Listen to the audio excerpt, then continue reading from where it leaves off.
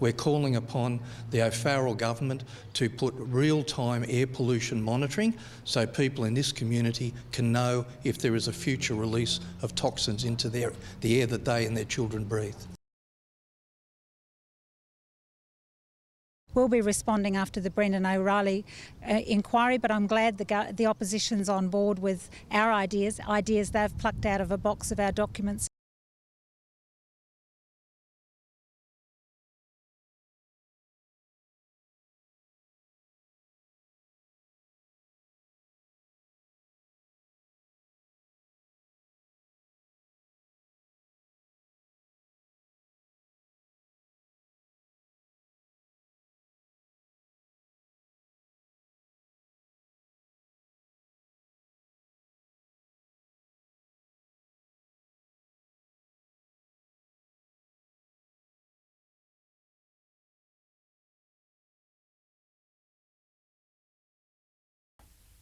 More than 250,000 Australians have dementia. By 2050, that number's tipped to hit nearly 1 million.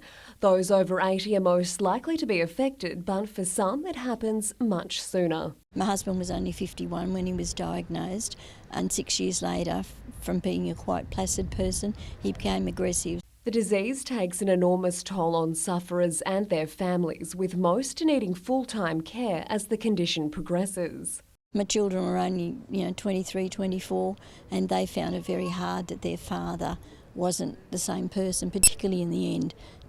Residents already have the disease, but with better detection and an ageing population, it's predicted that number will reach 32,000 in the next 40 years. A special service was held at Christchurch Cathedral this morning as part of Dementia Awareness Week activities. The main message, the importance of early detection. Some of the symptoms are a memory loss. It can be some issues with daily functioning, so things that may be quite easy for the person to have done in the past become more difficult. Kath Landers, NBN News.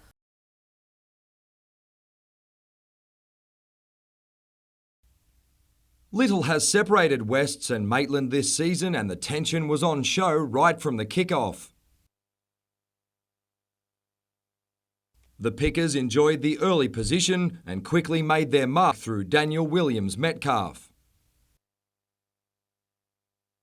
Minutes later, Daniel Randall created a try out of nothing from the scrum.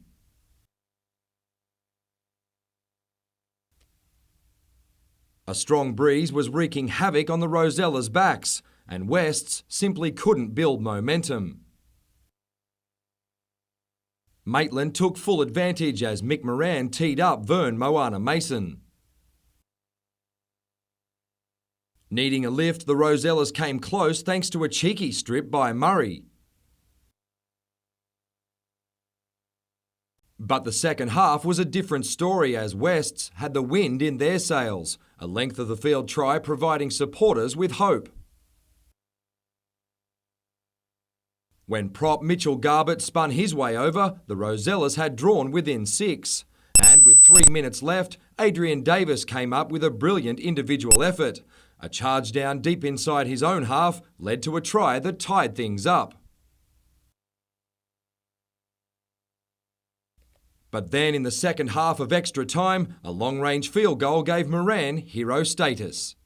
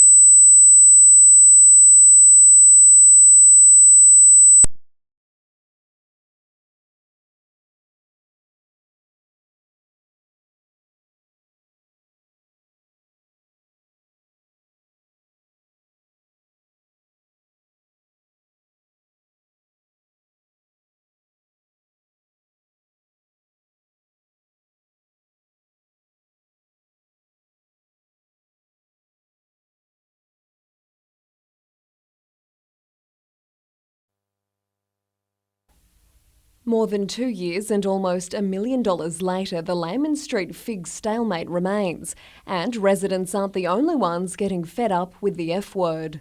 On this one issue, there's been clear examples of abusive process.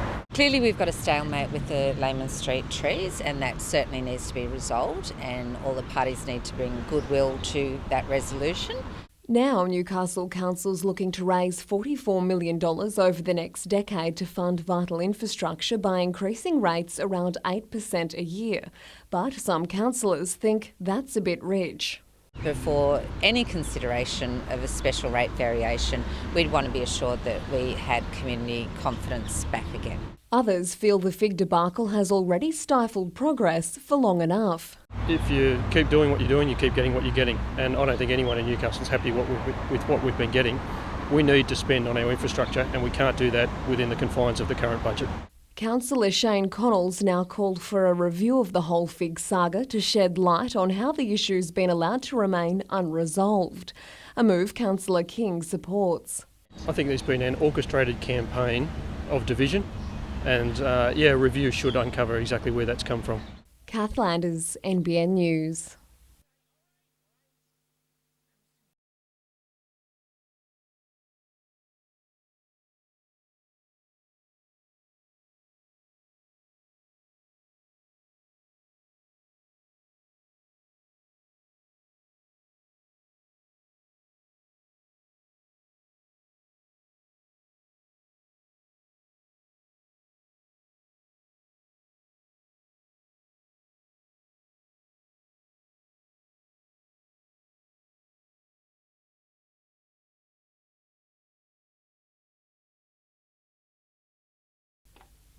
Coal mining is the lifeblood of the Hunter's economy, but now a paper based on global research has found a higher incidence of heart and lung disease, as well as cancer and stroke, in people living near coal mines or power stations in general. The cost of coal is much greater than any other form of energy. And the reason is the health impacts cost $3 billion a year in Australia alone. Other experts agree the findings are concerning, but say they aren't conclusive. It didn't specifically take into account all the different factors that might impact upon people as well, particularly the nature of the populations involved, whether other factors such as smoking or diet may have influenced things. Public pressure has led to the installation of air quality monitors in the Upper Hunter, but they only detect larger pollutants, which Professor Shearman says aren't as dangerous as smaller particles. The ones you can't see, and they disperse in the air over quite a large distance. And so when you breathe, you inhale them into your lungs, and they can actually spread into the body. Kath Landers, NBN News.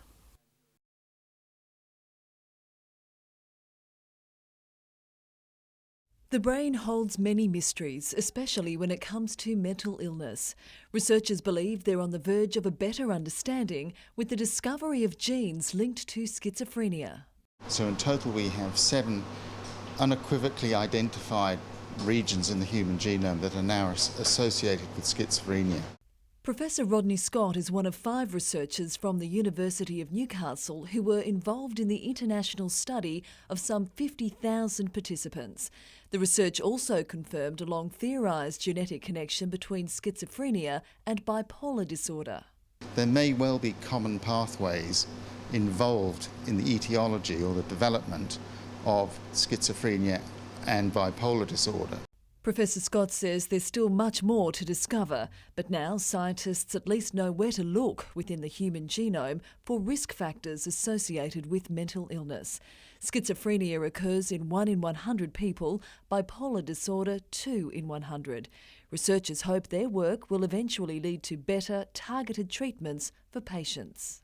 And the more that we identify, the bigger or the greater the chance are that we'll be able to identify something that will allow us to intervene effectively.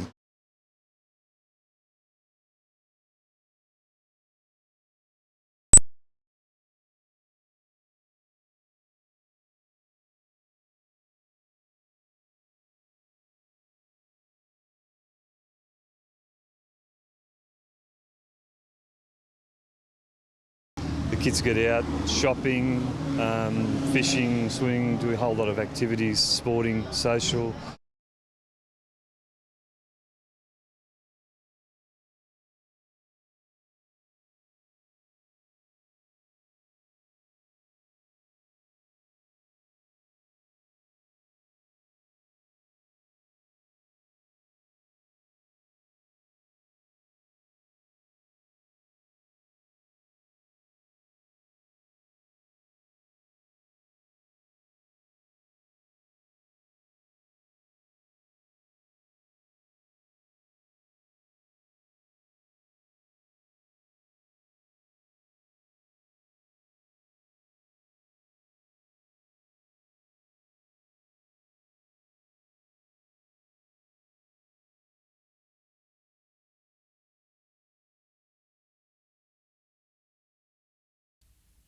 18 all at full-time, man of the match Mick Moran produced the magic for Maitland.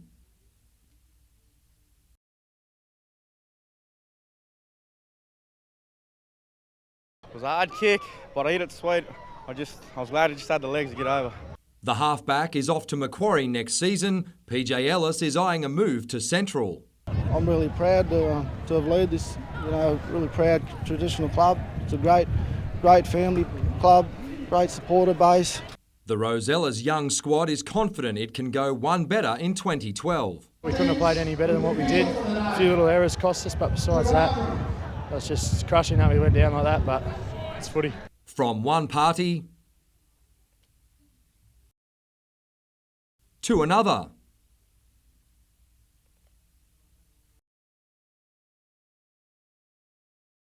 Merewether was still in celebration mode today following Saturday's NHRU Grand Final win. Oh, I'm extremely proud of the guys. You know what I mean? It started in December 1 for us, and the club, in P1s have had a rough time the last few years, so we've worked extremely hard and they deserve it. Billy Coffey has endured those rough few years. It felt like 100 metres away, but I just dived and prayed for the best and got lucky. But the Greens will have to defend their title without him next season. I'm actually heading over to Harvard University next year to study some business, so I'll probably be playing over there in Boston, but we'll see how we go.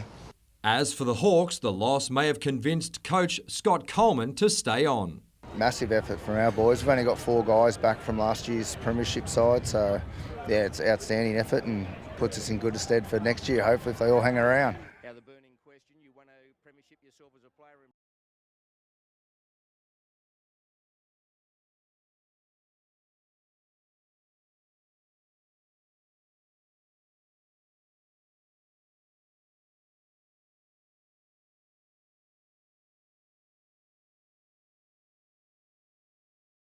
The last season was a bit different because I was a youth team player, and coming into the first team, it kind of felt like it was making up numbers type thing. But this year, when you're an actual player, it makes it like a lot easier.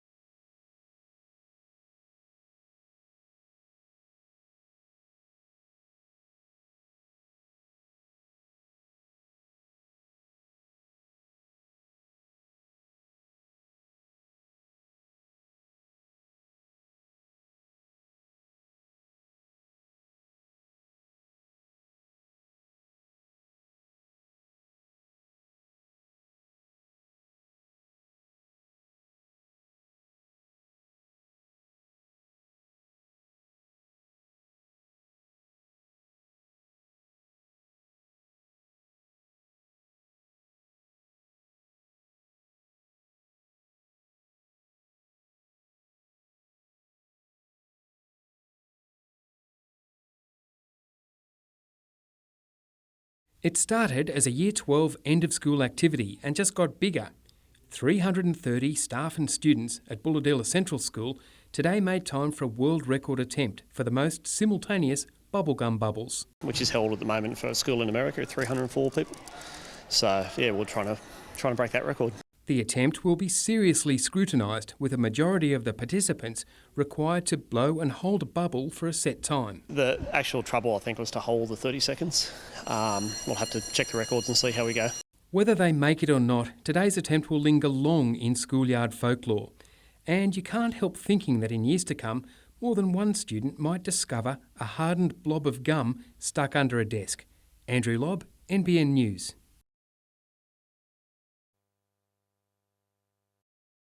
Another windy day, another drama on Layman Street. When winds reach more than 50 kilometres an hour, Newcastle City Council declares the area closed because it's bound to do so by its insurer. Even fire crews were called in today to evacuate the library and art gallery. Can you believe that? No, because on my council we used to make decisions very quickly also and stick with it. Tonight, Council will vote for the 12th time on whether the Figs will get the chop. It follows claims from Councillor Bob Cook that last week's resolution for an independent assessment is unlawful. Minister for Local Government Don Page is choosing his words carefully. Mr Page wouldn't say if the government was going to get involved and sack the council, but what is certain is the community wants a solution so Civic Park can look like one once again. I think the fences are pretty disgusting, to be honest. It's sort of one of those things that puts such a big barrier to such a beautiful part of Newcastle. And I would take a risk for these trees. And if a branch fell on me or a tree, I'd say, well, that's life, and maybe that's the end of it. Kevin Mettam, NBN News.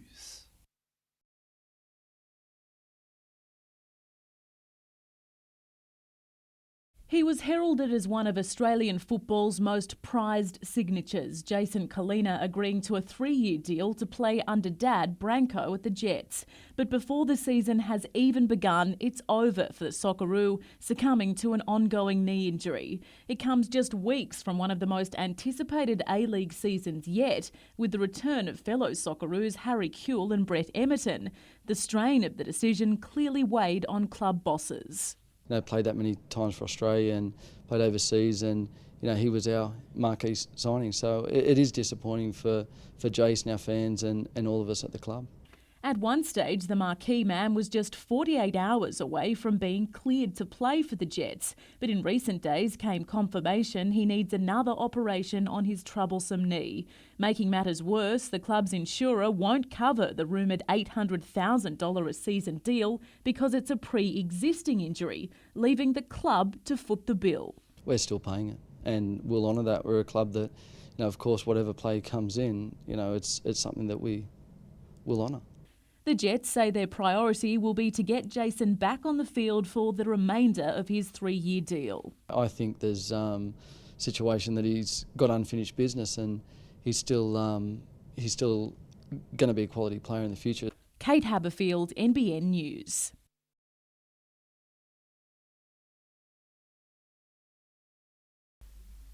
Singleton Centre is doing better trade than many of its neighbours, but the town is still facing financial obstacles. The coal industry, which underpins the local economy, is indirectly causing problems. Some landlords are raising rents in a bid to cash in on big mining salaries, leaving those outside the sector struggling to survive. I did have one friend that owned a small business and it wasn't solely the reason for quitting, but said that her rent had become too high, and because not a lot of the money stays in this town, people choose to go elsewhere. Council's now developing a CBD strategy to help bring business back.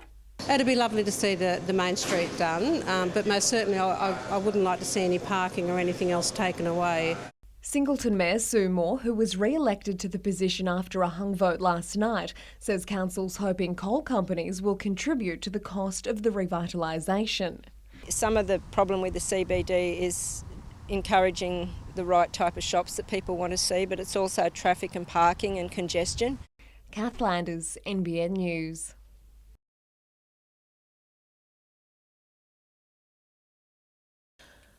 For 5 years, the Regal Cinema has been empty while Newcastle Council and the Friends of the Regal Group debated its future. Finally, there could be a decision. Tonight, councillors will vote on whether to hand the building over to an independent trust for a nominal fee of $100. We believe it's a solution that should suit the councillors as well, because it would relieve council of the responsibility and the expense of any further maintenance of the building. Last year, the group received $140,000 from the state government to make the building structurally sound. David Hawken believes once reopened, the Regal Cinema will make enough money to cover running costs. Entirely self-sustaining, we're not relying on any grant funding or council funding or any external funding, so the figures appear to stack up. And if all goes according to plan, the Friends of the Regal already have a reopening date in mind. April of next year is actually the 80th anniversary of the building of the community hall, which is now the Regal. Meanwhile, the Friends of the James Theatre have vowed to get the Dungog Cinema up and running again. The 99-year-old movie theatre shut its doors earlier this month after it became no longer viable. The group has launched an online petition aimed at gaining the support of Upper Hunter MP George Souris. Madeline McKell, NBN News.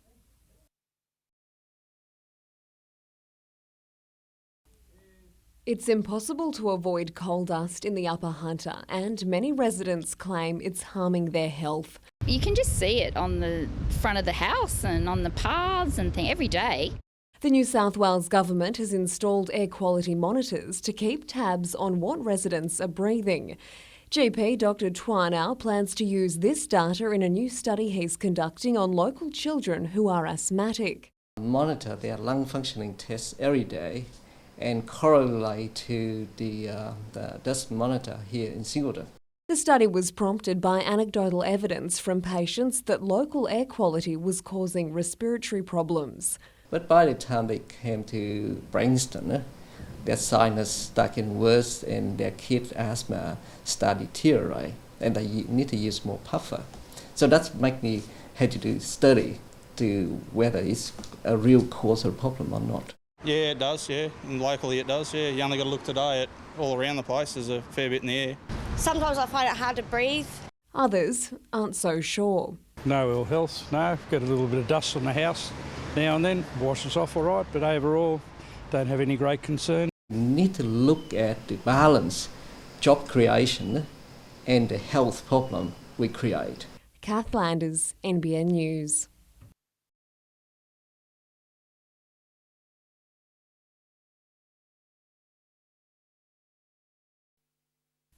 Meet Stephanie Gamble, a 13-year-old student at Newcastle's San Clemente. She has a condition called alopecia, a hair loss disorder that can strike anyone at any time, so it's important to have friends close by.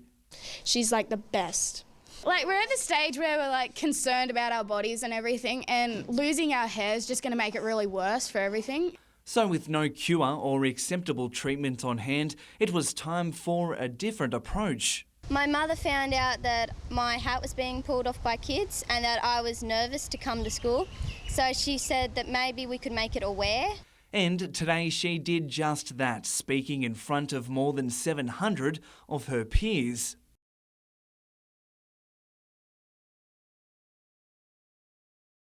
Public speaking is scary enough for anyone, but probably not as much as this. Steph took off her hat and brought down the house by shaving her head.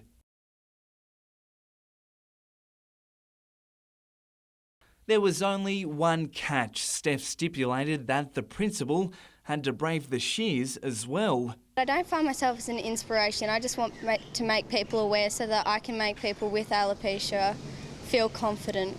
She's well on her way, having already raised more than $3,000 for medical research. Kevin Messam, NBN News.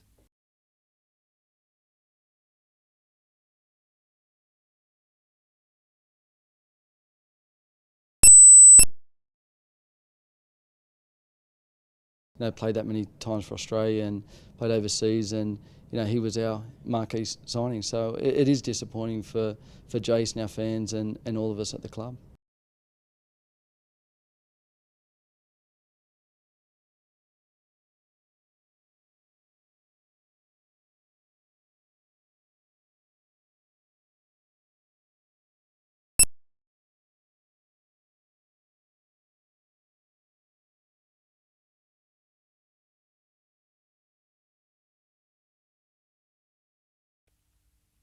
The absence of a few of the Jets' big names has provided the club's youth with a shot at the big time. Jacob Pepper admits there were plenty of pre-game nerves going into the clash with Sydney, but his performance earned solid reviews from the Jets' coaching staff. He set himself some modest goals for the upcoming season. I want to, come on again in the first grade squad, at least 5 or 6 times, and maybe even start 1 or 2 matches here and there. So we'll see how it goes. The former Merriweather junior is definitely part of the Hunter Sports Group's local vision. It's great, especially coming from this area, playing for my home team. It's a good feeling. Meanwhile, the W League Jets have announced they'll shift their home games from Broadmeadow to Adamstown Oval. Their season kicks off on October 22nd, but the finalisation of the squad has been delayed by the Matildas' recent Olympic qualifiers. With the backing of the Hunter Sports Group, the club is preparing to go after Melbourne's Melissa Barbieri and some other high-profile targets. Look, Melissa Barbieri is the biggest name in women's football, the Matildas captain and a great goalkeeper as well. Hunter players are also in the mix, with Hayley Crawford, Hannah Brewer and Tara Andrews already re-signed, while Broadmeadow's Gemma Simon has received plenty of praise after recent trials. We've really wanted to open up the selection process from not just the N-Swiss girls that are here, but also through the Women's Premier League. We wanted to give those girls a chance. Mitchell Hughes, NBN News.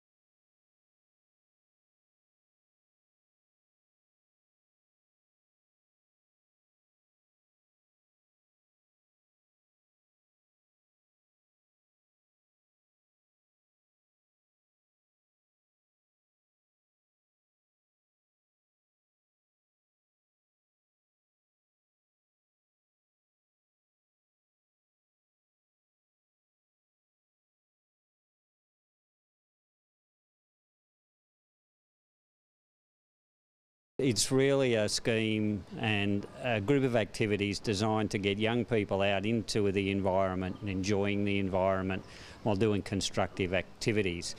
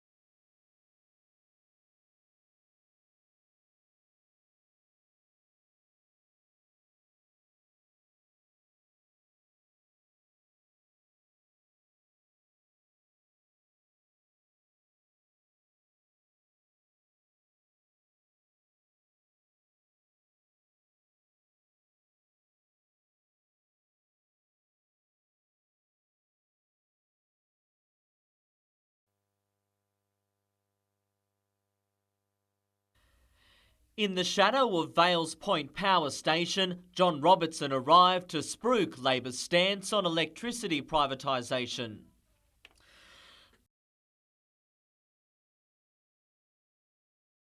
But his audience wasn't all ears.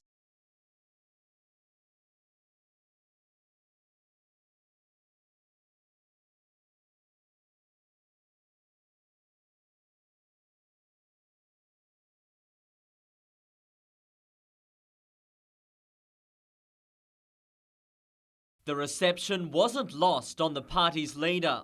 Well, people are frustrated with politicians who say one thing before the election and then get into government and do the complete opposite. We're going to see a continuation of that with Barry O'Farrell. According to the Electrical Trades Union, any privatisation floated by the government will result in higher electricity prices and loss of jobs. An inquiry into the former Labor government sell-off of power assets is currently underway. The findings and recommendations will be handed down on the 31st of October. Union officials say that inquiry could decide the fate of the state's electricity assets. This inquiry is a trigger that we'll see what happens. So we've got 6 weeks to try and influence a few people, the decision makers.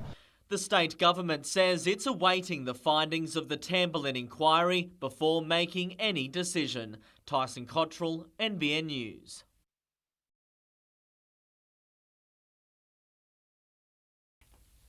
It's no secret Newcastle CBD leaves a lot to be desired. The Newcastle Alliance says comparatively high business rates are partly to blame. I mean, we look at our CBD and we look with what we don't have here.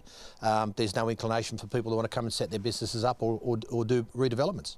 Newcastle businesses have the 5th highest rates in the state and are paying on average twice as much as their Lake Macquarie neighbours. $6,000 in preference to $3,000 odd that you pay at Lake Macquarie. I mean, is that fair? The Alliance is asking for one of two things: for council to bring business rates more into line with residential ones, or deliver more bang for the business buck. What extra services are they going to provide to businesses here? What other incentives have they got that they can offer to businesses here? Council says the nature of businesses in Newcastle and Lake Macquarie makes them impossible to compare, and that it's been offering rate relief since 2004. Accounts for about $1.5 million across the small business sector a year, which is then attributed to larger businesses that have more ability to pay. Meanwhile, the Layman Street figs were on Council's agenda again last night. This time it voted to make public legal advice relating to the saga. Councillor Bob Cook argues it supports his view that last week's vote for an independent assessment was unlawful, and he's prepared to challenge the decision in court. Council made a decision, a majority decision, to remove the trees, and that decision is being prevented by this unlawful action. I would suggest that we proceed along the path the council voted for, and any argument about whether it was legal, not legal or whatever is purely academic. Lauren Bladwell, NBN News.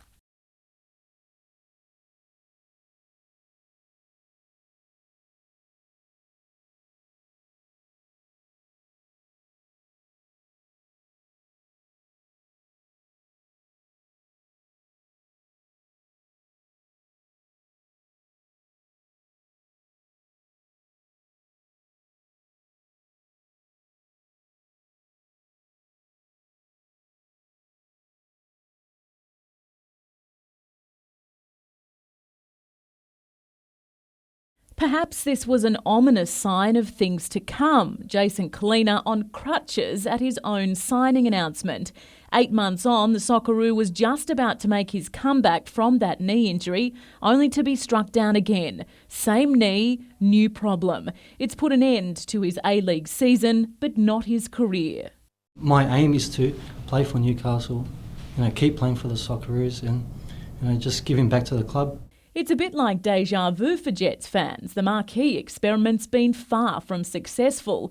There was great expectation around Brazilian Mario Jardel, but he didn't perform. His replacement, Ecuadorian international Edmundo Zura, didn't work out either. Joel Griffiths was promoted before controversially cutting ties with the Jets. Italian Fabio Vigneroli succumbed to an injury, as did former English Premier League player Michael Bridges, who now works behind the scenes.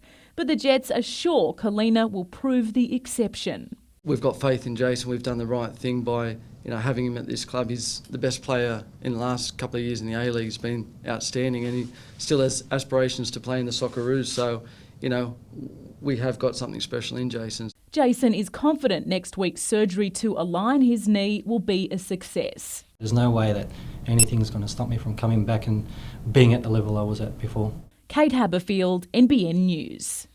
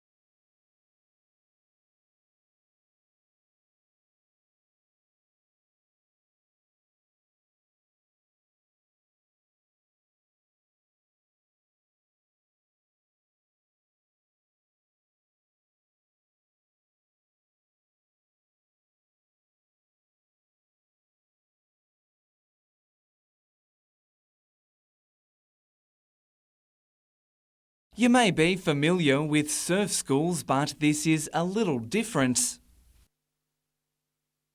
These budding stars have enjoyed a sneak peek of the Surf Groms program, which will see kids as young as 5 jumping on board. This is the first time that we've had a really structured Australia-wide program. From October 8, Stockton, Blacksmiths and Nobby's Beach will host future champions. That's what coaches are hoping anyway. To go from grassroots beginners with that pathway right through to the World Championship Tour would be the main emphasis of this, for sure.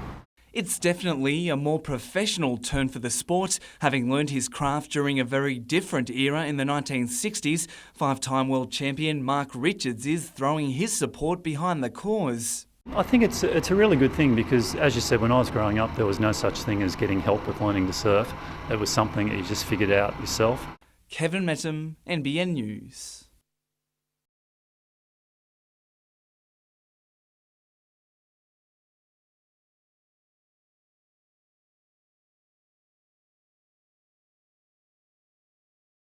Especially coming to a new club, you expect things to go accordingly, and obviously, I've hit a bit of a speed bump at the moment, but look, full of confidence in coming back.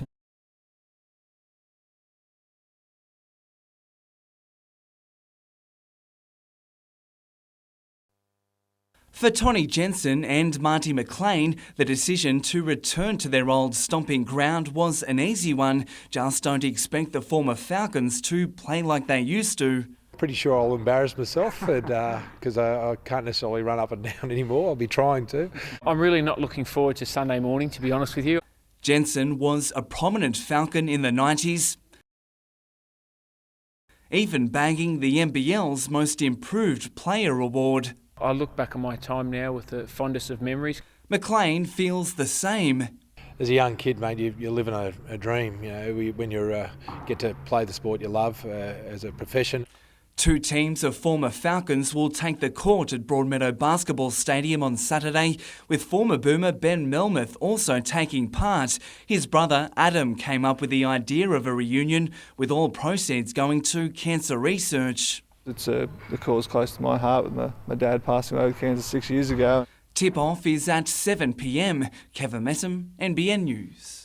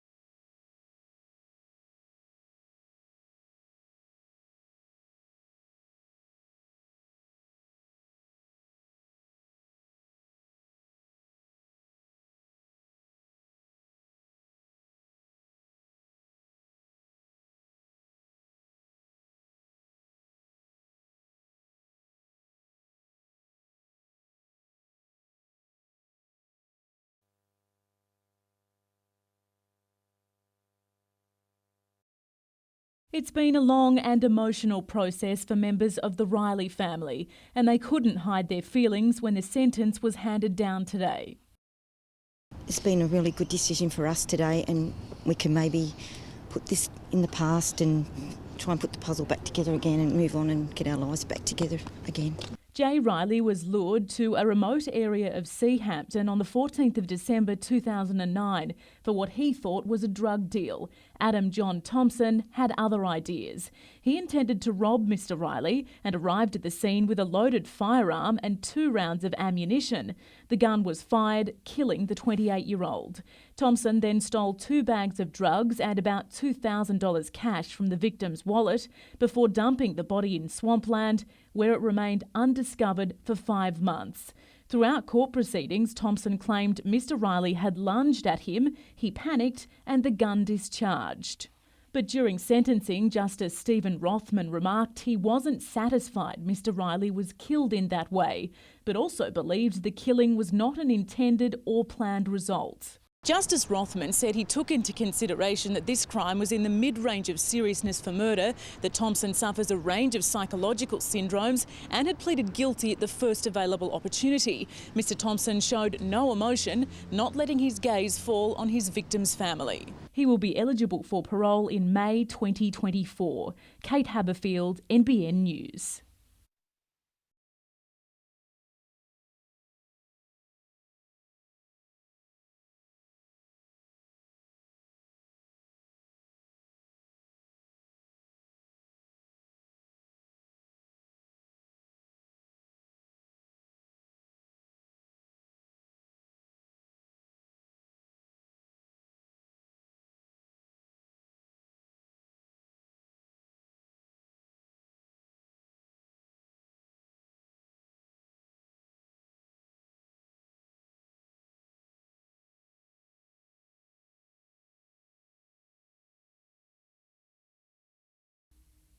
Speaking at a Newcastle Business Club luncheon, the Premier failed to address any real local issues. That came in question time, but even then his answers were vague, particularly in relation to the rail line. When there's an announcement made, you will hear it, but don't believe nothing's happening. All Barry O'Farrell would say was those charged with looking after the Hunter Investment Infrastructure Fund are looking into it. I believe that the best decisions are made by people locally because they have to live with the results. A decision either way would be fantastic. Any expectation the Premier would clarify how the money for the inner-city university campus would be allocated also proved ambitious. So I guess a little bit more clarity around what the long-term plan was for that. Obviously, the move's going to require a lot more funding.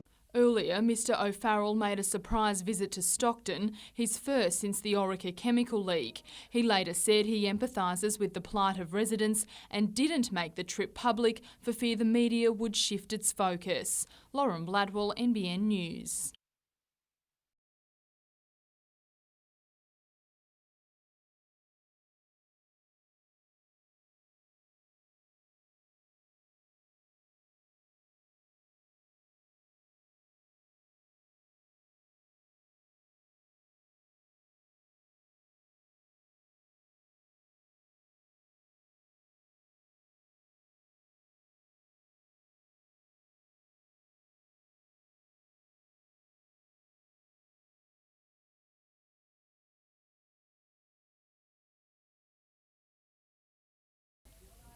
It was standing room only as residents packed the hall to celebrate their spring ball.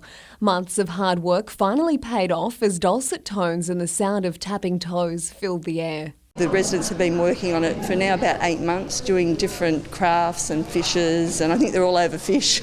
I like to be doing. Several festive events are held at Tononi Gardens throughout the year, designed to keep residents' minds active and build friendships. It's important to get all the residents together because it's not a facility here, we're all family. The volunteer helpers also get something out of it. A lot of grandmothers and grandfathers.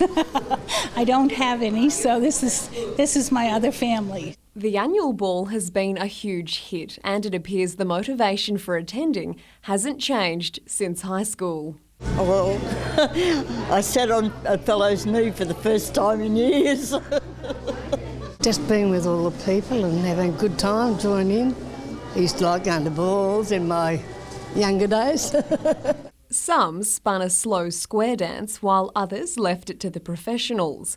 Performer Dorothy Miller was convinced by her daughters to take up tap dancing at the age of 60. 15 years later, she's still got plenty of spring in her step. They were both doing ballet, and so they said It's time for you to have your fun, Mum. Kath Landers, NBN News. Spring has sprung at Devil Ark in the Barrington Tops, and with the new season comes some very special arrivals. All right, so this is what Devil Ark's all about. Mum with 4 joeys, which is the maximum which they can have in a season. 8 females have given birth to 16 pouch young, bringing the Ark's population to 66 Tasmanian devils. Social groups have formed and there hasn't been a single injury from a fight.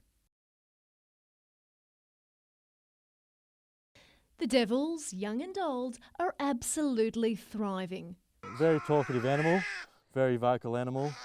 They talk to each other. It's got it's just not all just barking and growling.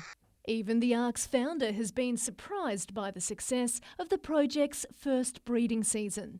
We were very nervous when we put the first 50 Tasmanian devils on this property that maybe we got it wrong. But the fantastic news that has unfolded is that we got it right.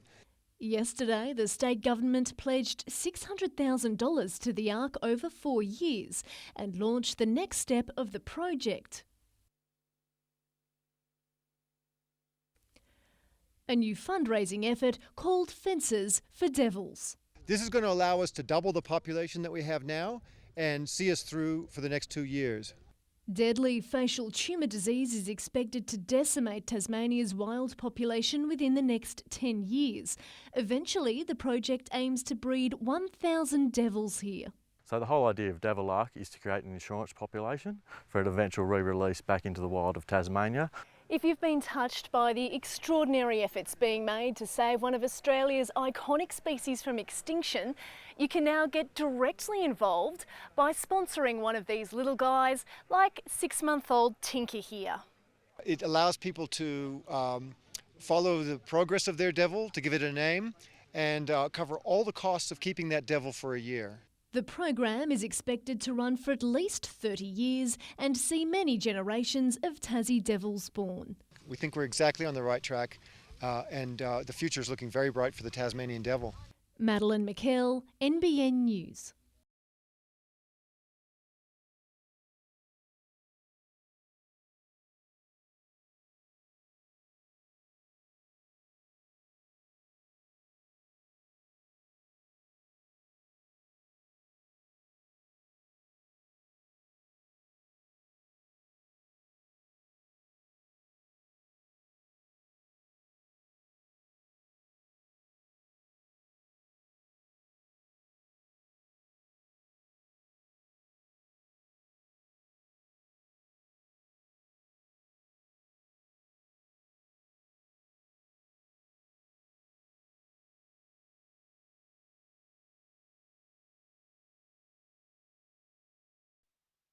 It was Josh Anderson's stunning 14-wicket haul which helped University become Newcastle champions back in February. The paceman has since left the Hunter to chase a Sheffield Shield contract in Western Australia. It means University skipper Josh Emerton has a tough job ahead. He's obviously probably the most valuable player in the competition, so to have him gone, it's going to be a tough gig. But we've got the players there that can rebuild our team, and we're pretty confident in what we can do this year. That confidence largely comes from right-arm paceman Josh Bennett. Bennett has been working hard since being named the competition's best under-21 player back in May. He's come on in leaps and bounds since last season. He's involved with the Comets, I think, at the moment, so he's very eager for a big season. The rest of University's squad has been busy preparing for the season and also the chance to own another title this weekend. The side takes on Central Coast Premiers Lisero for the Champions Shield. We played them last season in an SCG Cup encounter, so yeah, we know a bit about them, but obviously they're a quality team. Lisero is just as keen to take the trophy on Saturday, which was introduced last season and won by Cardiff. Kevin Messam, NBN News.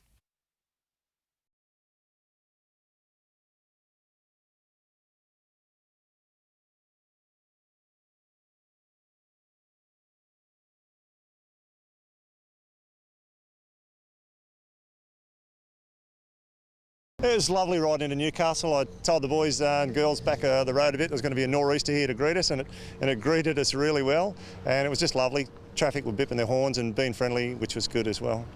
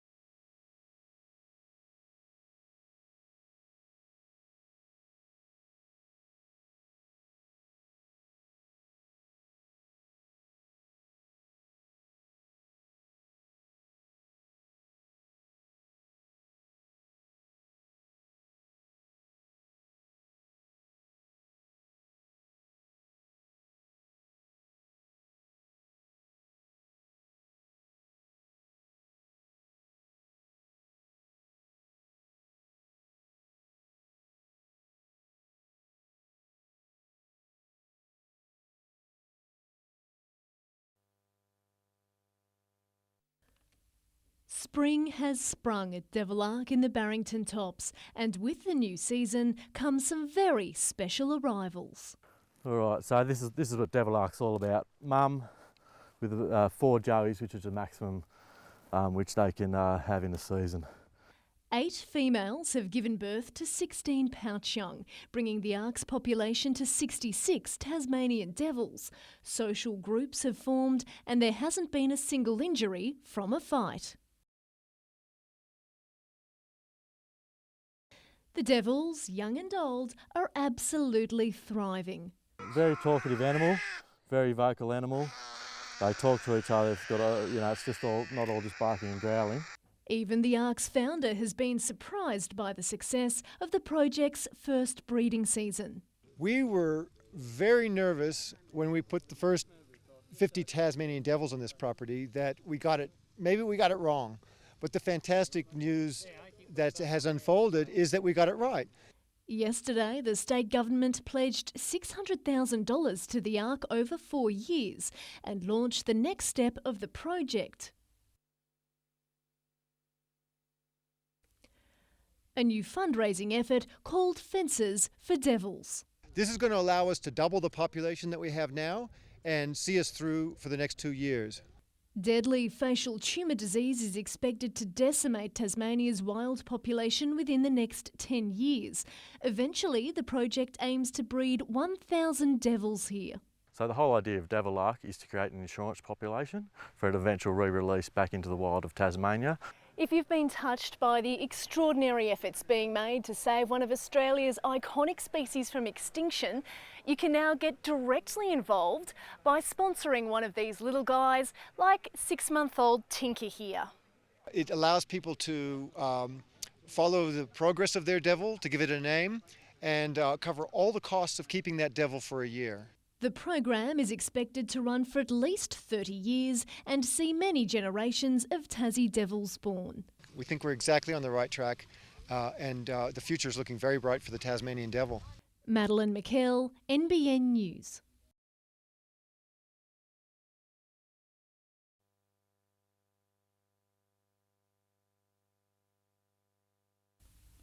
24 hours after the New South Wales Premier was in Newcastle talking up the budget, his Treasurer was in town doing much the same. Mike Baird's first economic blueprint delivered $350 million for infrastructure in the Hunter, but he's the first to admit it's nowhere near enough. We're not trying to pretend that there aren't huge infrastructure challenges. So what we're saying is we've made a start. You can do that quite easily in one foul swoop. And so it is going to be a very challenging position. The Hunter Business Chamber says the pressure's now on to set up the region for the next 20 years, listing transport and the Upper Hunter as priorities. What we need to make sure we've got is the plans for infrastructure, both in the Upper Hunter and the Lower Hunter. We need to get those right so that we can then seek federal and state funding. Today, its members sought assurances the Hunter won't be left out in the cold once the initial funding dries up. With the state saying that they will be increasing coal royalties, we want to make sure that the reasonable proportion of that is coming back to the Hunter. No guarantees from the Treasurer. As the budget becomes more under control, we might be in a position to actually start to look at additional needs and additional opportunities to fund infrastructure. Lauren Bladwell, NBN News.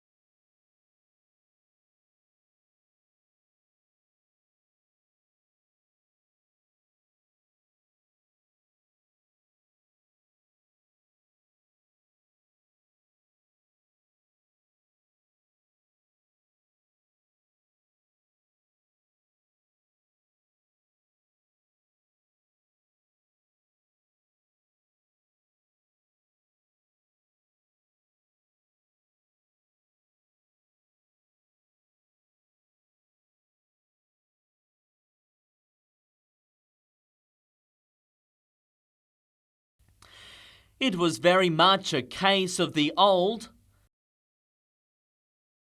and the new at the Williamtown RAF base today, along with plenty of military pomp and ceremony to mark the 95th birthdays of the number 2, 3 and 4 squadrons. They contributed to Commonwealth warfighting during the First World War, and then the history's then extended through to the Second World War, through Korea, Vietnam. The squadrons are among the most distinguished in Australia and were formed in 1916, making them older than the RAAF itself. They served alongside each other during World War I, primarily on the Western Front. Someone who knows their importance all too well, Second World War pilot Tom Russell. I was in number 3 squadron and I was a pilot. And I joined the squadron in Egypt, and I went through them right through the top, through Libya, Tripolitania and so forth. While a few things may have changed since then, Mr. Russell says he couldn't be prouder. I think they're a fine bunch of people, men and women, and I'm so very proud of them, as we all are. The 2, 3 and 4 squadrons still play an important part in Australia's defence, and all 3 are stationed here at Williamtown. They perform a number of roles, including air surveillance, air combat and combat control. The aircraft have just come up. They're world-class aeroplanes in capability, and I believe our blokes stack up. Tyson Cottrell, NBN News.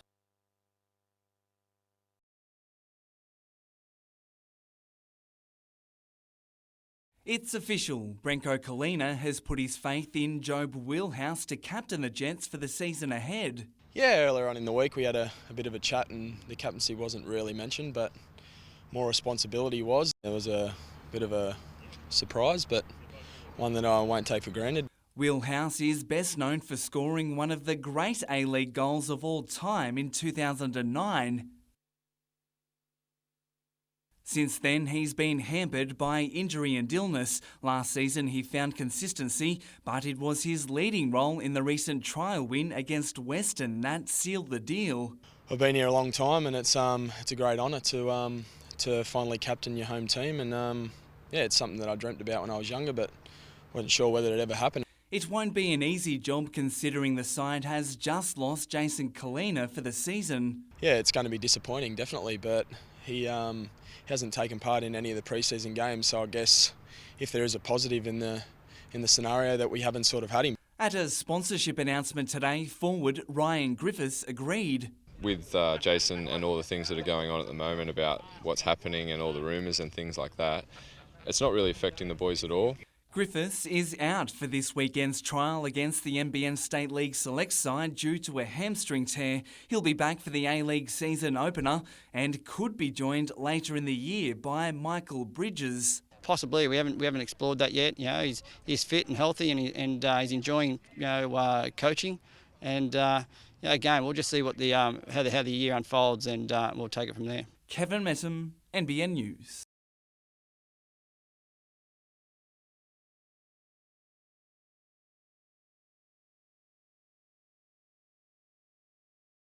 Austin's just been named the award after all those great legends like Andrew Jones and Gizzy and the Padirius.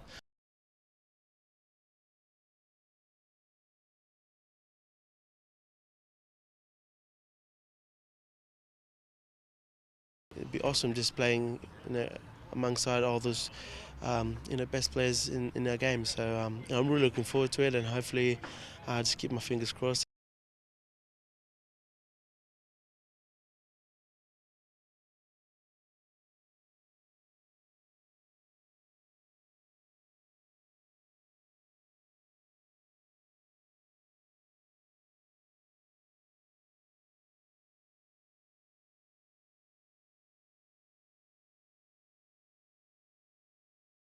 For Mara, that's probably two of our biggest days in history, really, down there with all our supporters down there. It's a great day, and just to play the SCG, let alone win it.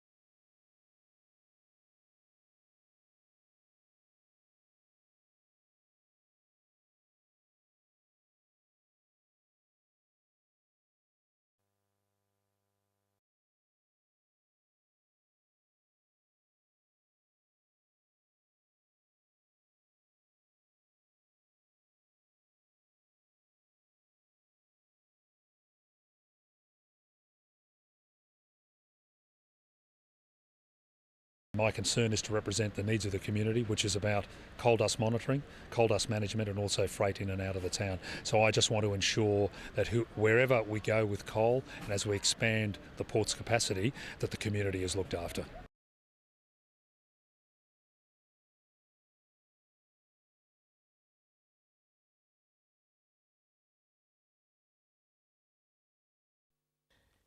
It wasn't exactly what you'd call beach weather, but Stockton Surf Lifesaving Club members marched to a steady beat nonetheless. From today, 13 clubs from Catherine Hill Bay to Tea Gardens will be on patrol, and you couldn't find a more dedicated team. Each of this year's 6,800 volunteers will keep a lookout over our beaches purely for the love of the job. All the volunteers are 100% volunteer just to come and do a little bit for the community. They're all trained up, they've all been accredited. With swarms of baitfish and schools of Australian salmon being reported off Hunter Shores comes the increased threat of great white sharks, especially off the species' traditional breeding grounds of Stockton and Catherine Hill Bay. But the clubbies say they'll have swimmers' safety covered. There'll be somebody watching out for the sharks, obviously, and raise an alarm quickly. I think the New South Wales government is once again going to offer the use of an aeroplane for some of the shark spotting, and they'll notify the surf clubs if there is an incident. Madeline McKell, NBN News.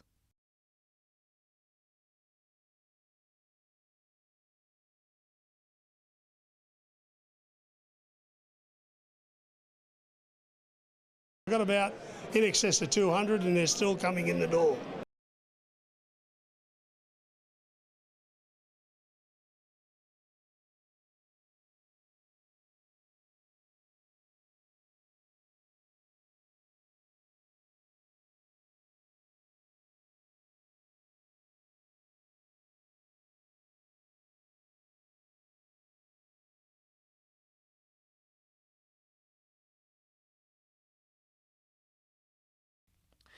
Nikki Chapman was only heading to Mooloolaba for a short stint to learn from some of the best in the business. The Queensland weather and the club's calibre of surf athletes encouraged her to stay. They've got so much experience and they're just kind of mentoring me the whole time, and they're really encouraging, and they're just such an inspiration. The 22-year-old recently finished 10th in the Iron Woman Series trials, but was overlooked for the third wildcard given to life-saving legend Hayley Bateup, who's returning from injury. But when one of Chapman's new clubmates decided to retire, Nikki received the call-up for her first shot at the big time. I think I'm just going to try to really enjoy the experience. I mean, obviously I'd love to make the top 10 and not have to do the qualification rounds like next year. Today she made a flying visit home, but she'll be back on the beach tomorrow morning at 7, helping a clubmate in the gruelling Coolangatta Gold. As much as she loves blacksmiths, on a day like today, it's easy to understand why she's relishing the move to warmer waters. I arrived and everyone's been telling me that it's been such great weather, and it's just been miserable this morning, and the water temperature is so much colder, so I can't wait to get back up there. The Iron Woman Series begins at Surfers Paradise on December 18. Tyson Cottrell, NBN News.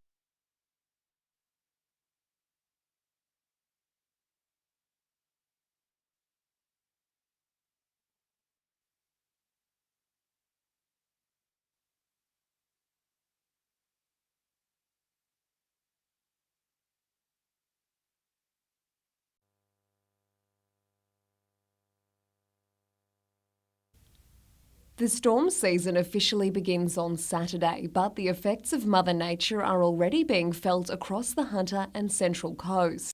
We have, I think, about 8 jobs on this morning just during this session. The short but torrential downpour last night proved too much for some buildings, with a waterlogged ceiling collapsing into one Hunter Street furniture store, damaging stock and carpets. The deluge has prompted SES warnings for residents to prepare their homes. If their gutters become flooded, they will flood into the house. Water will enter the house, run down the walls, ruin their carpets. Overhanging or rotting tree limbs and objects around the yard, other major issues. Toys and trampolines and things which the wind will blow into windows, break roof tiles and so on. Just asking people to stow those things away or secure them. This year, the NRMA has partnered with the SES as part of Storm Safe Awareness Week in a bid to reduce the damage bill. Severe storms cost Australia about $300 million a year, with insurance payouts for associated damage totalling more than those for tropical cyclones, earthquakes, floods or bushfires. The NRMA has a lot of insurance claims, so they're looking to what are the issues that they can look at and address and work with the SES in order to reduce the amount of insurance premiums. Kath Landers, NBN News. Several of the Jets' big names were confined to other duties. While Joe Wilhouse began his new life as skipper, Taylor Regan tried to rattle Joel Wood's cage, but the NBN State League side still created the best early chances. Peter Haynes returned the favour for Wood, but he was ruled offside. After the break, the Jets' substitutes began to make an impact, first through Casey Werman, then through off-season recruit Chris Payne. Teenager Jacob Pepper was rewarded for his persistence with a lucky deflection which led to the opening goal. The floodgates opened a minute later as a defensive mistake allowed the Jets to inflict more pain on the locals. With fireworks in the distance, Ruben Zadkovic produced something worthy of celebration from long range as the Jets completed their pre-season undefeated.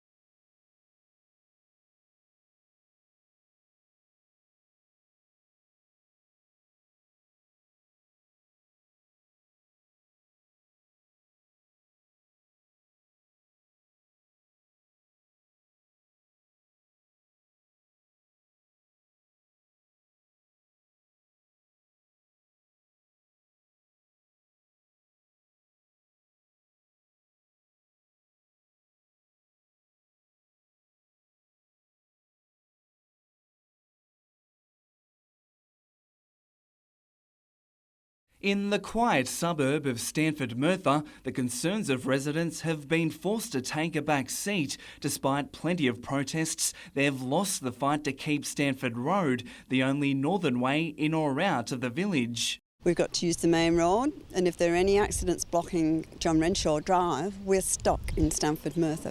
But the fight wasn't entirely fruitless. The state government recently announced plans to build another access point from Curry's Heddon Street. The Minister has agreed to fund the road. Cessnock Council will plan and build the road. So all the finer points and the details of that have yet to be done. It's expected to take 3 to 6 months. All we want is to be involved in that because previously we haven't been, and this is where a lot of the problems have arisen. All the drama stems from the region's biggest infrastructure project, the $1.6 billion Hunter Expressway, which will link the F3 to the New England Highway at Branxton. Curry, for one, can't wait for that, and the expected boost it'll bring to local business. It needs a kick start, there's no doubt about that. We've been hanging in there for 13 years waiting for the expressway, waiting for hares, waiting for all sorts of things to happen. The Hunter Expressway is due for completion in late 2013. Kevin Metham, NBN News.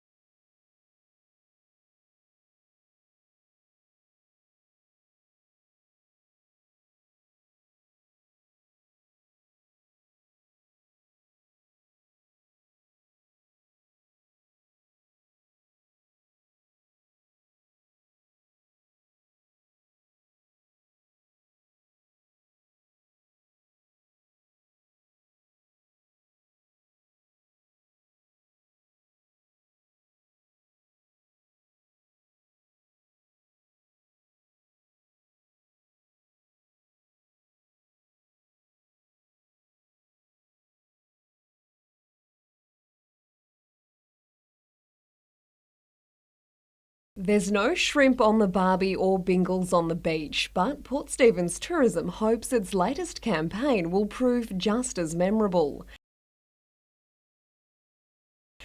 Billboards and buses featuring those three words are now circulating throughout the domestic market, in addition to TV commercials launched earlier this year.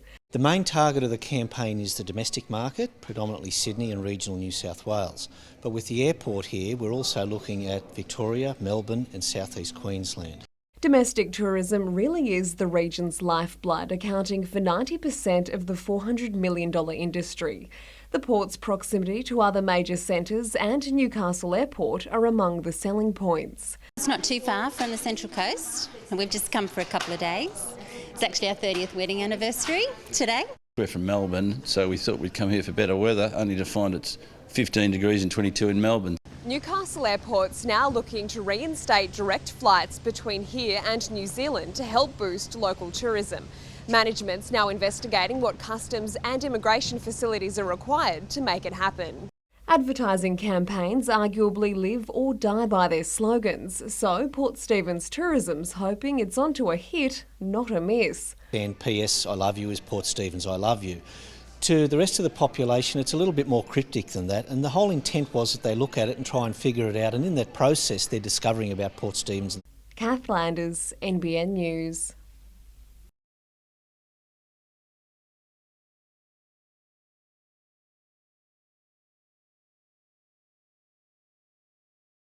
This is Lotto, a much-loved blue and gold macaw. At 2 a.m, two men pried open the door of Cessnock Pet Store, Just Birds and Reptiles. They tried to unlock these cages first, but couldn't outsmart the child safety locks. Lucky for this $2,500 black cockatoo.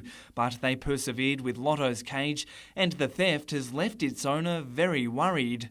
The welfare of the bird's our main concern. Everyone here is pretty upset about it all, and we've had the bird for around 7 months since it was a baby. The retail price for a blue and gold macaw is $7,500. On the black market, unfortunately, I think there is a market there for them because they sell them quite cheap compared to what they buy them from us retail-wise. Anyone with information on the theft is being asked to contact police. Kevin Metham, NBN News.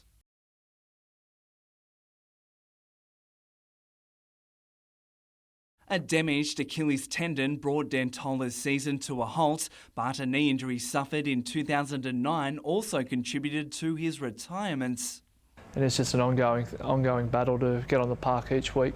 It's taken its toll on me, and I thought the time's right to hang the boots up. The 29-year-old Novocastrian says captaining the Knights last season was a high point of his career. Probably the lowest point was 13 in a row back in 2005 when I was just starting out.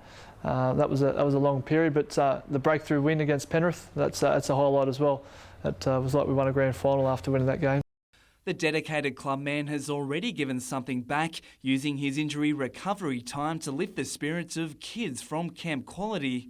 Having started and finished his career with the Knights, Tolar is hoping to continue his association by coaching the under-16s and 18s in the future, but he hasn't ruled out a run with his junior club, Central, either. At the moment, I'm happily retired, but I know come March and February next year when they're starting to play again, I might get the itch. So I'm not going to rule anything out as yet, but I'll see how that goes.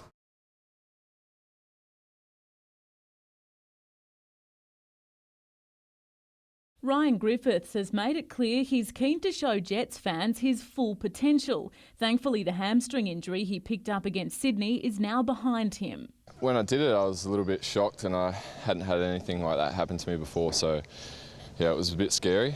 Jeremy Bronke hopes history will repeat itself if he's fit to face the Heart in round 1. He's aiming to be running freely by the end of the week. The main problem with a quad injury is striking a ball, so you don't want to come back too early and then be out for longer. So if it's not right for round 1, then we'll just reassess for hopefully week 2, but everyone wants to play in that first game. Ruben Zadkovic was finding it tough to hit the target on the court. But against the NBN Select team, he turned plenty of heads. Zadkovic played down his effort today.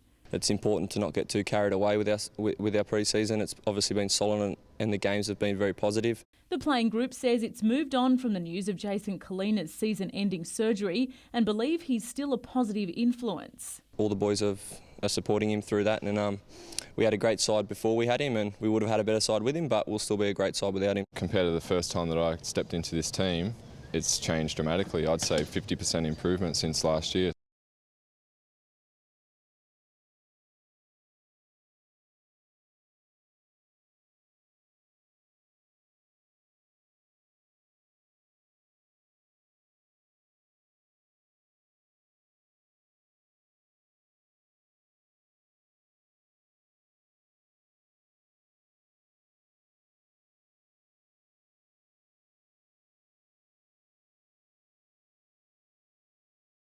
I don't know what happened with my front brake, but it was really inconsistent. I was adjusting it all race, and unfortunately I couldn't go late on the brakes everywhere, and we didn't really have the setup to do that.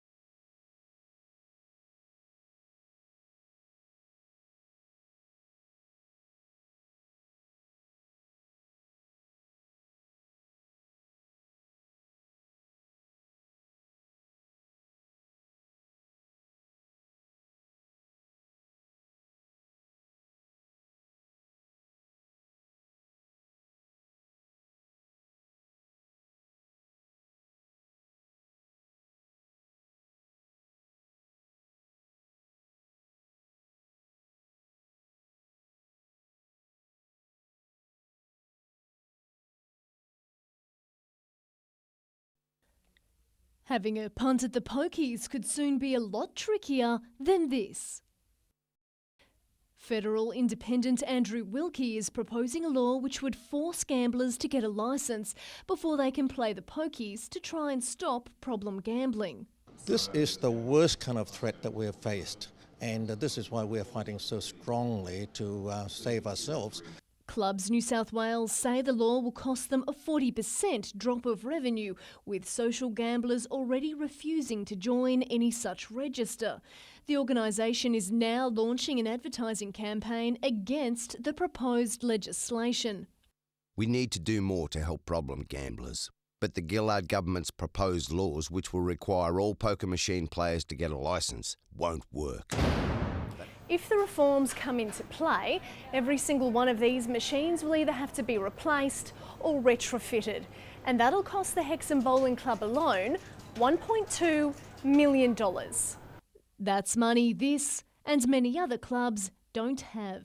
We are really concerned about the proposed legislation because it will kill a lot of clubs. And in this area alone, the Newcastle area, we're talking about $100 million will be required to upgrade our poker machines to comply. Madeline McKell, NBN News.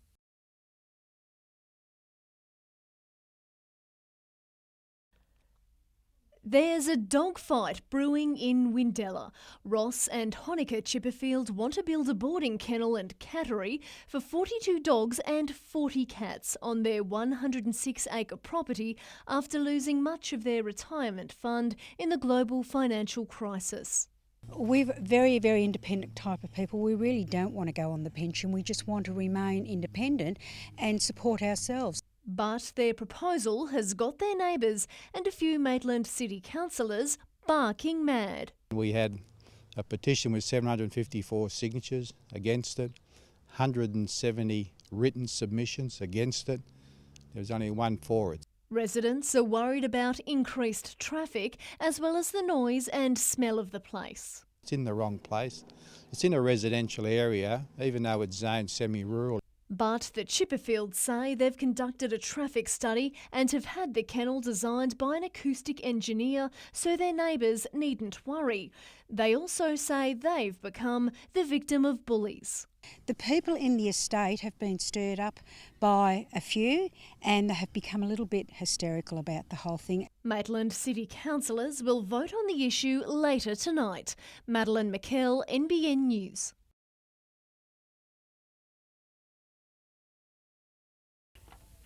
If developers get their way, the leafy hills surrounding West Wallsend could soon be covered in construction. Hammersmith Management, in conjunction with the Roche Group, want to build a 375-lot subdivision between Holmesville and West Wallsend. It'll be like an atom bomb's hit this place because there'll be no trees left, and it's really scary. It is a case of it being an overdevelopment, but it's also a case of it being totally inappropriate for the area. A proposal for more than 400 lots has already been rejected by the Joint Regional Planning Panel, and council's hoping the revised one will also be shot down. In its submission to the JRPP, council's listed several concerns, including the development size and impact on the local environment and social fabric of the area. It will drive gentrification, developer-driven gentrification of the West Wallsend and Holmesville communities. It's just going to look terrible. It won't fit in with the rest of the suburb. Older residents and that, they'll keep to themselves and it's going to cause a division and we just don't want that.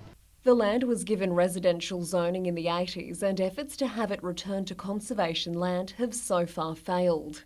Councillors applied to the Department of Planning to begin the process to have it zoned back to conservation, and the Department of Planning basically didn't want a bar of it. The plan will go before the JRPP again on October 13.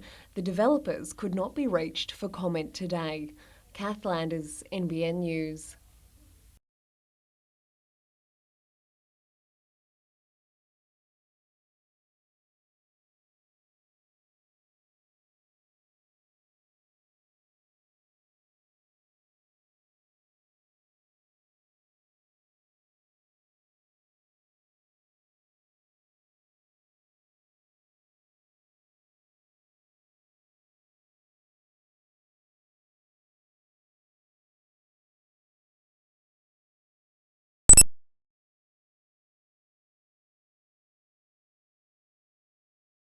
but great that's ball. a good pass. Great That's try. a great try indeed from the Phoenix Palace.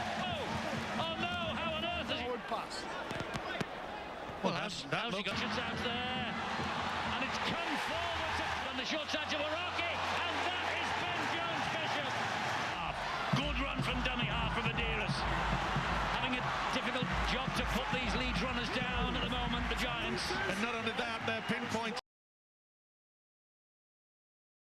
It's a near full-strength Jet squad less than 2 weeks out from the season opener against Melbourne Heart.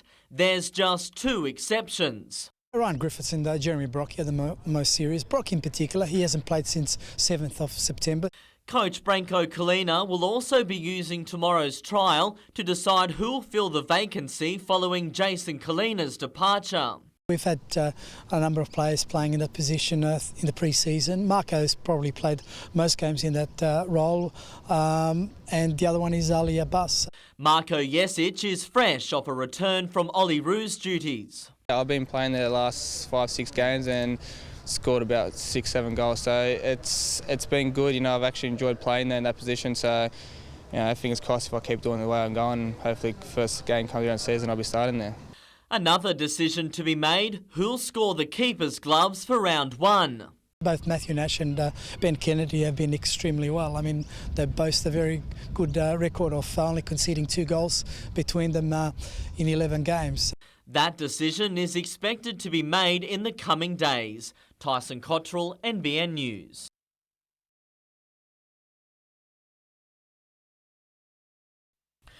It's the holy grail of junior surfing, a chance to reign supreme on the ASP World Junior Tour. I guess all the people that have won have now got big careers and big profiles and stuff, so I guess it's the biggest thing in junior surfing. Competing for the title of World Junior Champion, 19-year-old Ryan Callanan. They're the best guys in the world for that age and stuff, so it's good to put yourself against them and see how you can go. But despite the pressure of being pitted against the world's best under-21 surfers, Callanan has realistic expectations. I'm hoping for like a quarters, third, but I'm always looking to win, but you know, just to start off with a good result would be really nice. But making the tour is an achievement in itself. I was definitely hoping to happen. It was a goal for me. If I didn't get here, I think I would have been pretty disappointed actually, so I'm happy it all worked out. The first event is in Bali, starting on the 3rd of October. Tyson Cottrell, NBN News.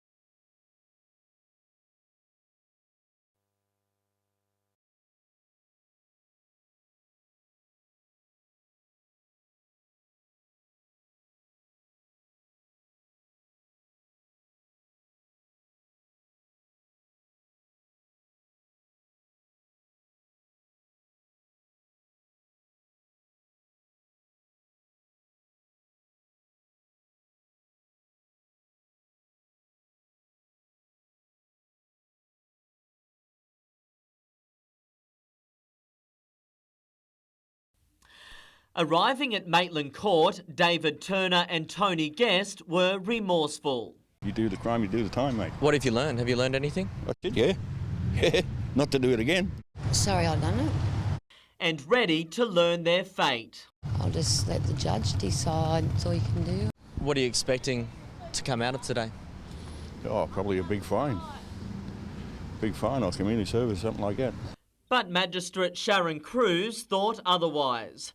The court heard how Turner was once a respected member of the Dungog community, but his involvement in drug dealing had tarnished his reputation.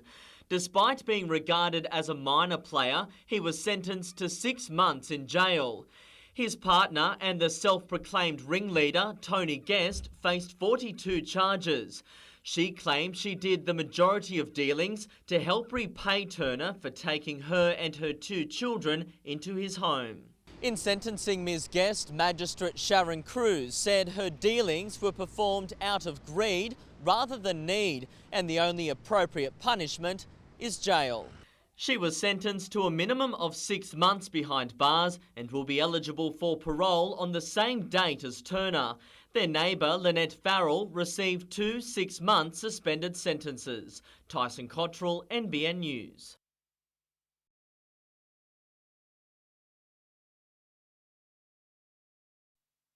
Excess levels of mercury vapour were detected at Orica's Port Botany plant sometime between midnight and 9 a.m. yesterday.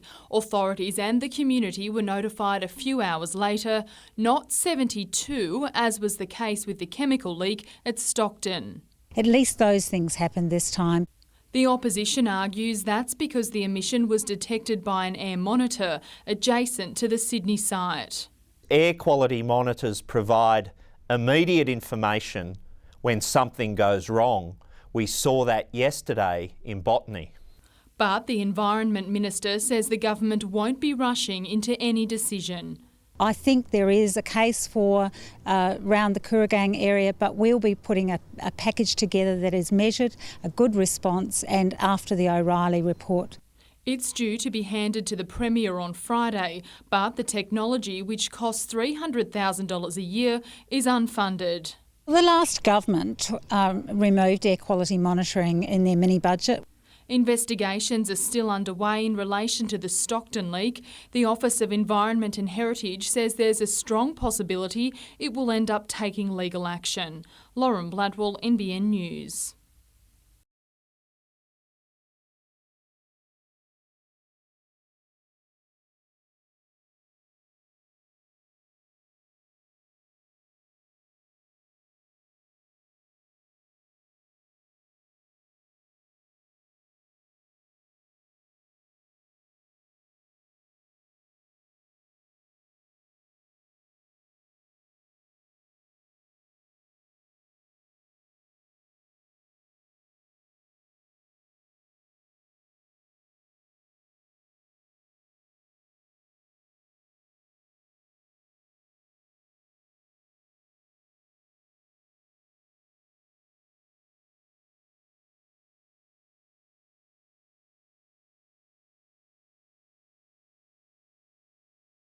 A lot of people have fridges just sitting there with beer in it and they're just guzzling up energy.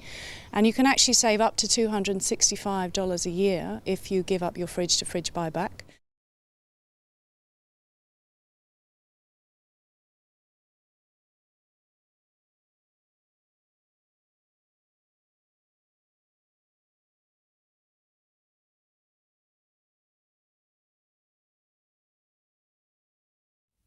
It's easy to understand why The Last Connection keeps winning big awards.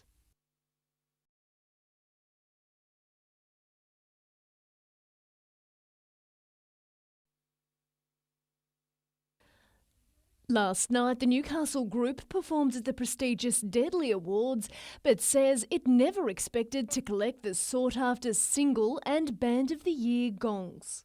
Our speech was really bad. Yeah, we because we were playing, at the awards, and that's what we were focused on playing. And then they called our name and went, oh, crap. What are we going to say? The group has now claimed accolades at the Deadlies 3 years running. When you get a Deadly Award, you kind of think, oh, how come we got this award? And then you're thinking, oh, hang on. We go to so many different communities and so much work that, it's like, oh, someone actually recognised it before I did. Yeah, wow. and that's such a good feeling. Its songs are deeply personal.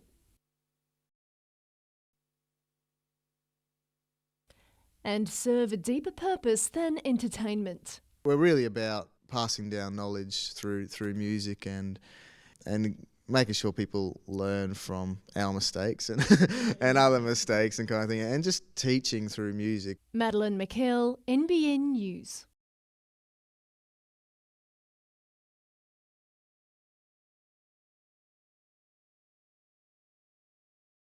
Some already grounded Jets could only watch on as teammate Marko Jezic limped off Darling Street Oval. The Olyroos sprained his ankle during today's trial against the Jets youth team. The medical staff are of the opinion that it doesn't look anything major. However, we need to have some scans done tomorrow. In better news, within 2 minutes of play, Ali Abbas found the back of the net. Add to that some solid set pieces, and the Iraqi international is tipped to play a big role up front this season. I think I work really hard now, better than before. I'm just worrying about my position and do my things, and that's up to the coach if he's gonna pick me or not. He's a versatile enough player, and he did enough today to suggest that he's well in the running. Coach Branko Kalina wasn't as forthcoming as to what role Michael Bridges will have. I haven't got a crystal ball. Yeah, he's a coach and he's just keeping fit. But the big question is which goalkeeper will start against the Melbourne Heart next week. Ben Kennedy is looking sharp but had one against his name today, while Matt Nash kept a clean sheet. The final squad is expected to be announced on Tuesday. Kevin Mettam, NBN News.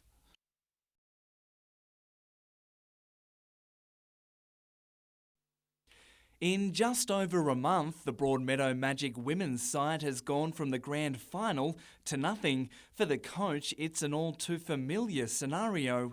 I think the hardest thing for us is to try and get support from the clubs. A lot of the clubs will say, yep, we'll take you on, but once they realise there might be a little bit of a responsibility there, it gets too hard. A former Matilda, Shelley Yeoman, is a proud advocate for women's football. She even believes the demand is there to expand the 6-team competition. We need an authority figure to say that every NBN League club should have a WPL club like they do with the under-23s and the new 15s elite. Northern New South Wales Football says it isn't possible. At this point in time, being such a fledgling competition, it is still not financially viable for the clubs. So therefore, that is the main reason I think that they're actually pulling out. But Coach Yeoman says her side was completely self-sufficient. There was simply a lack of support. I think it's probably comments that are ill-informed. I mean, as I said earlier, in the last 3 years, for instance, Northern New South Wales has put over $200,000 into the Women's Premier League alone. Kevin Mettam, NBN News.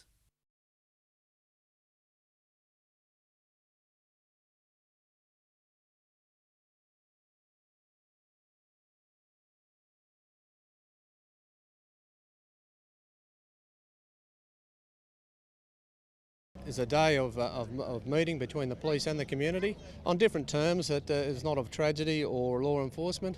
And we find that there is an exchange of useful information stemming from these type of days as well.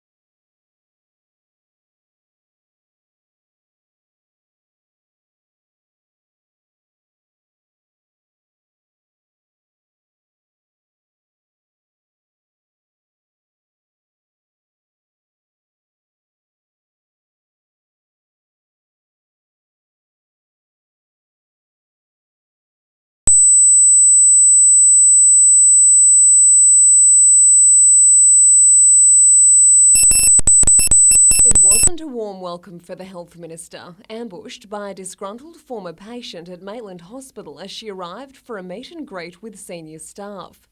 The facility is at capacity and trying to cater for an expanding population, which is why the proposed Hunter Valley Hospital was at the centre of today's visit. Ms Skinner pledged to fast-track a clinical services plan for the new hospital, but failed to explain precisely what that will mean time-wise. When you say fast-tracked, how much faster? Well, you know, if we leave it at the current rate, it certainly wouldn't start within the next 4 years, apart from initial planning and so forth. I'm hoping we can bring it back a bit forward. I'm loath to say how long. The plan will examine what type of health services are needed before the hospital proposal is put to the community for consultation. The government's promised $20 million for the initial stages of the plan, but only around $500,000 was allocated in this year's budget. The Health Minister was also hesitant to say where the new hospital would be located. No, I don't have any idea. That's the whole point, that we've got to engage the community. Ideally it'll be located where the population growth will be, and of course with Maitland growing by 70% in the next 20 years, I have an expectation it won't be far from here. Kath Landers, NBN News.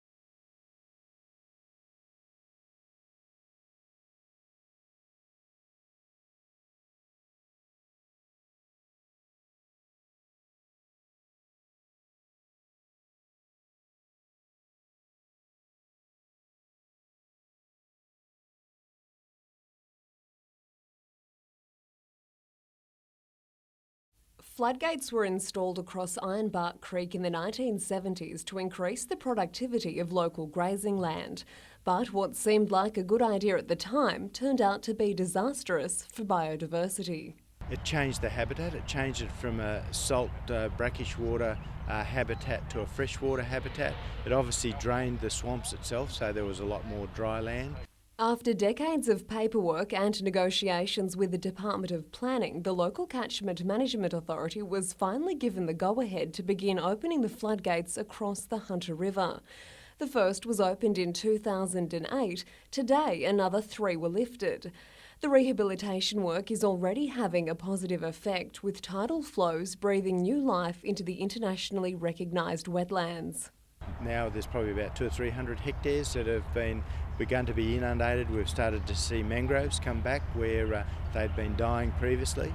Good news too for anglers. Improving and increasing that habitat area, it does mean that there's obviously going to be more potential for both commercial and recreational fishermen.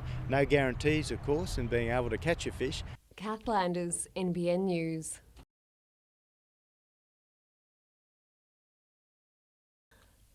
According to health professionals, many women simply aren't taking enough care of their heart.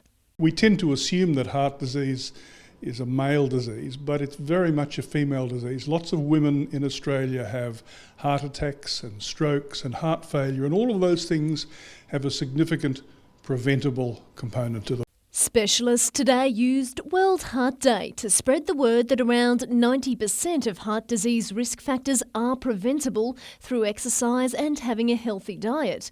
According to the Institute of Health and Welfare, around 226,000 Australian women currently live with coronary heart disease, with 168,000 having had a stroke and 176,000 having already experienced heart failure.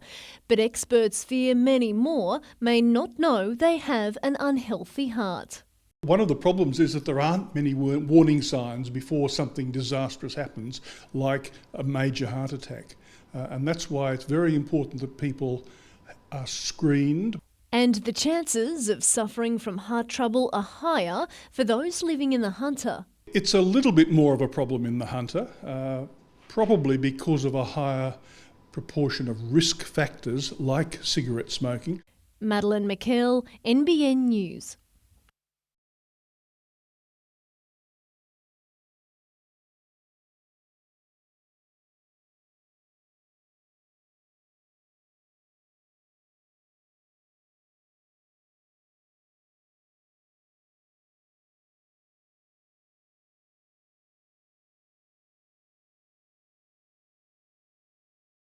The last 3 days has been overwhelming. I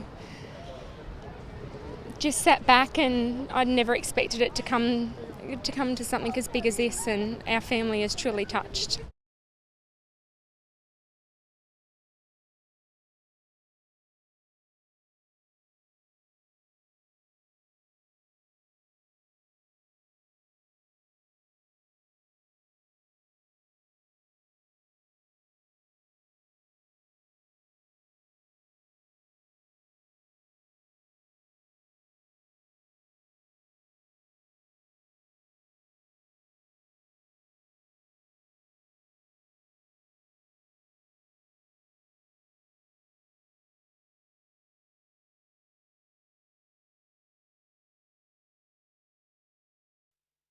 This is the sort of form that's established Mark Dries as one of Newcastle's best batsmen, but the country rep is modest. I guess a bit fortunate here and there. Yeah, if you're going to have a big year with the bat, you obviously need a bit of luck along the way. Dries captained Newcastle City to the SCG Country Cup final last season, where it all fell apart against Tamworth. Although we did lose, had a great day last year, and it's just one of the most amazing places to play cricket, so we'll definitely be trying to get back down there. Until then, the side will focus on the first round of the Newcastle competition against Wests. Hamilton Wickham is looking to do the same after its grand final defeat back in March. It was disappointing. We've been thereabouts for the last, 10, 15 years. It's hoped brothers Josh and Matt Trappel can lead by example, but this time go all the way. There's that much talent going around that we rely on other people to do it. So I think this year we've all got to stand up and be counted. Hemwicks travelled to Wallsend Saturday, while Belmont, Toronto, Stockton and Waratah Mayfield share the other home games. Kevin Messam, NBN News.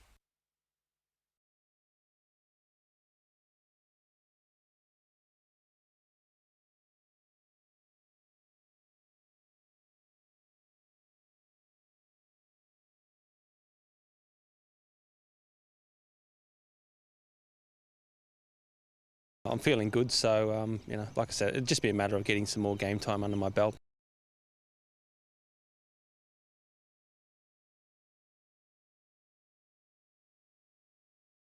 They're a cut above the kind of go-kart you hire for a few minutes of fun, and it takes a fearless driver to hop into one.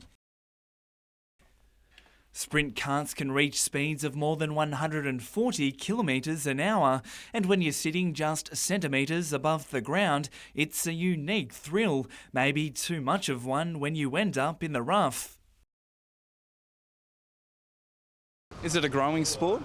It is. It tends to follow the interest rates, unfortunately.